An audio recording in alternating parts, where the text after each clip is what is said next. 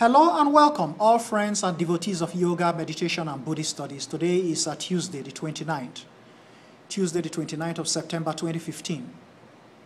For all who are watching my videos for the first time, I'd like to advise you, I have a special websites attached to these videos.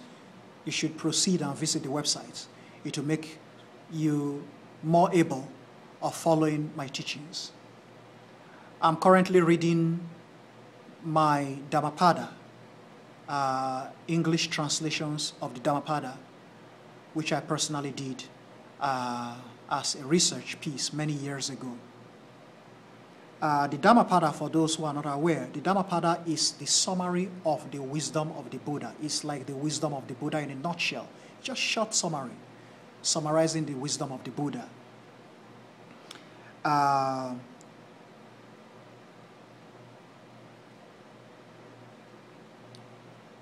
Yesterday, we did the first 20 verses.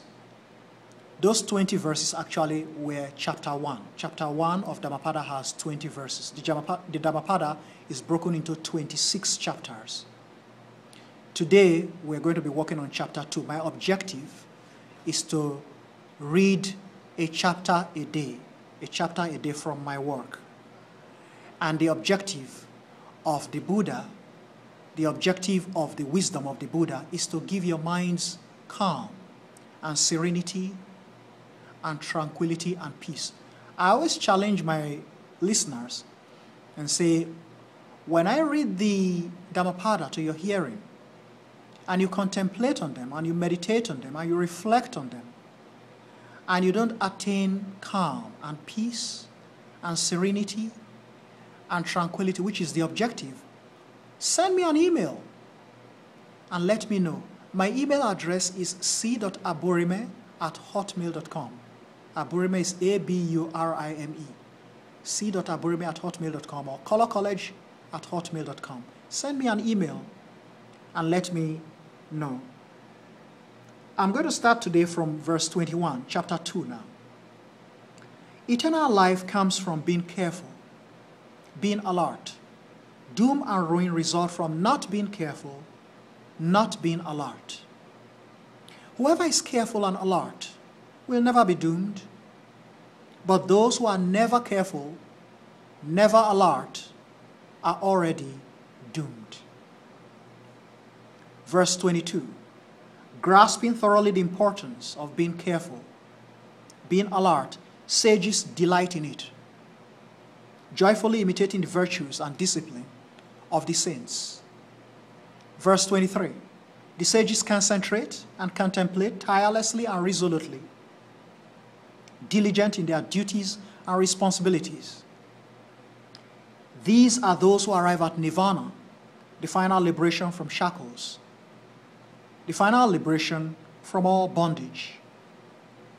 Verse 24, if a man is mindful and determined, decent and tireless in his works and endeavors, if he has self-restraint, is careful, alert, and acts flawlessly in accordance with instructions, he will develop successfully and will be honored and acclaimed everywhere he goes.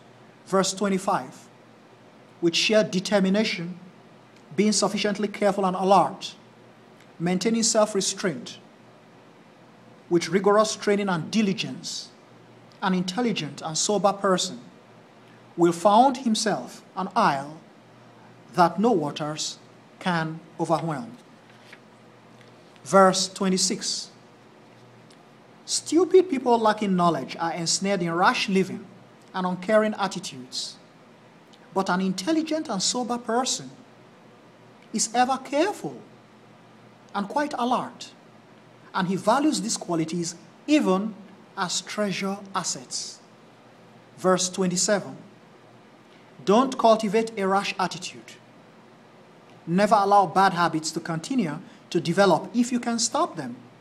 Don't develop a taste or liking for bodily delights, the delights of the flesh. Whoever reflects and concentrates, ever careful and ever alert, achieves plenty of happiness, is ever glad. Verse 28, the sage liberates himself from rash conduct and attitudes, and then he ascends the great palace of profound learning and understanding. Abandoning suffering, he sees humans still suffering. Even as a person with an excellent vision up a great hill carefully surveys human beings with much poorer vision far below.